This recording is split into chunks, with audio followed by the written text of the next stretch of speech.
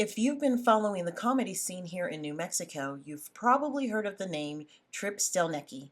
Tripp is making a name for himself, and we are thrilled to talk with him tonight. We'll be talking about his creative process, comedians who inspired him, and how he got started in the business. Tripp, thank you for joining me tonight. I Thanks for really having me. appreciate it. Of course. So I want to start by, was comedy always a thing? You were a funny little kid, or was it something you grew into? I just always liked it. I just always liked doing it, And I don't know that I was a funny kid. I was more the quiet kid, thinking the jokes. Mm-hmm. I was not a class clown, but yeah, just always. I've always been a writer and always enjoyed any different kind of writing, and then comedy writing is my favorite kind. So I've been doing it for as long as I could, but yeah, it's been pretty much always what I wanted to do. Yeah. So when did you realize the moment that you were on stage and you thought to yourself, "Wow, I'm really pretty good at this." I don't know that that's happened yet. Depends on the night. That's the thing about comedy is it keeps you humble. Like you can be in a theater full of great audience members one night, and the next night you're in the back of a bar with four people, Mm-hmm. checking their phones for most of the show. But with comedy, it's very much that the more you do it, it's like anything. The more you do it, the better you get at it. But it is you learn so much, and you learn the more you do it. You learn what you didn't know, or what you didn't even know you didn't know. Mm-hmm. And so every year with comedy, or every 6 months, I try and check in with myself and just say, like, am I funnier than I was a year ago or 6 months ago?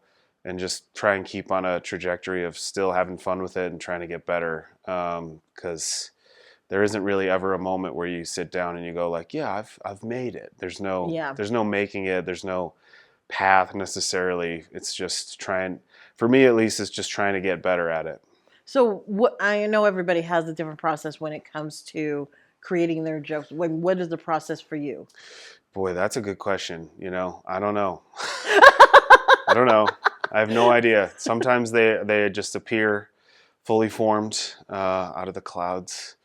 And sometimes you sit with the notebook and you just hammer at it for days or weeks. Or I've had jokes that haven't worked, and then I've come back to it maybe even a year or a couple of years later, and I've grown as a comedian enough, or done enough different kinds of rooms to sort of realize like what it needed and come back to it, and now it works. But I try and be disciplined about it. I try and set a timer and sit down with the notebook, and I'll handwrite. I can't really be funny on a computer. Mm-hmm. So I got the notebooks.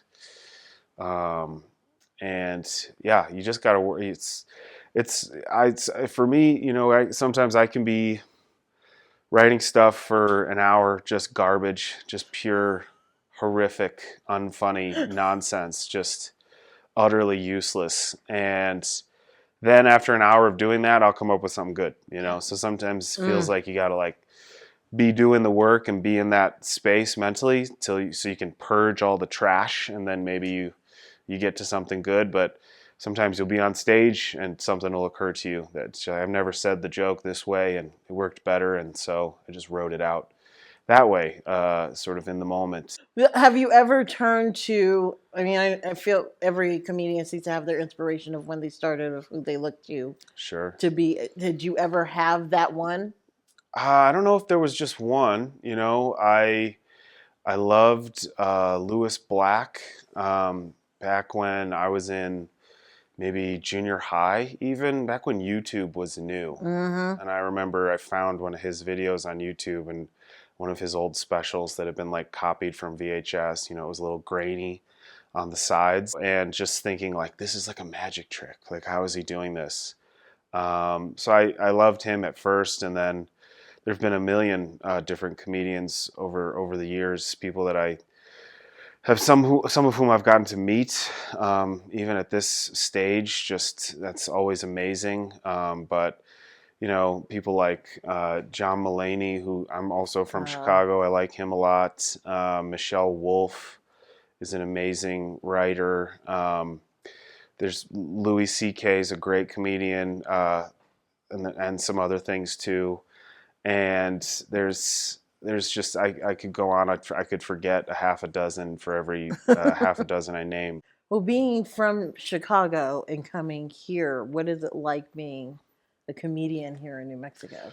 Well, I have gotten the chance to go back to Chicago and do some comedy there, and I try and do more every time I go and visit family there. But it is for sure. So I can compare and contrast it. It's for sure very different. I think it's comedy's the same in a lot of ways everywhere, but it's also, I mean, every city is so unique. There's always a little something. Every room is unique. Every show in Albuquerque is different from another show in Albuquerque. Mm-hmm. And also just depends on the night too. So it depends what's great. One of the great things about comedy is that no two shows are ever the same. So here, I think in Albuquerque, you have audiences that are, I think, I'm not the first person to say this, but Albuquerque crowds are a little more, um, they're a little more like prove it, you know. They're Yeah. sort of, you got to earn it for sure, and you always have to earn it in comedy. But I think people in Albuquerque, I don't know what exactly it is, but they're tough to win over sometimes at first. But and you hear comics who come in from out of town say that too. But um, it's rewarding and it's fun, and I think we have great crowds and great comedy shows here in town for sure. So, Tripp, where can people go to find out what's coming up online with you? Yeah, I would love it if people would do that.